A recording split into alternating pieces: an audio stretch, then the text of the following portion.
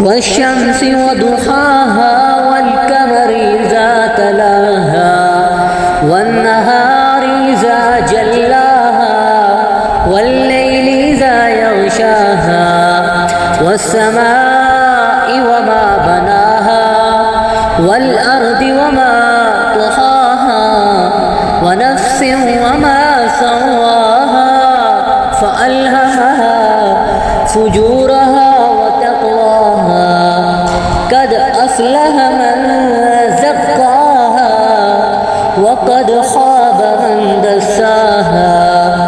كذبت ثمود بطغواها إذ انبعث أشقاها فقال لهم رسول الله ناقة الله وسقياها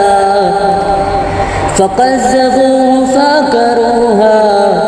فدمدم عليهم ربهم بذنبهم فسواها ولا يخاف عقباها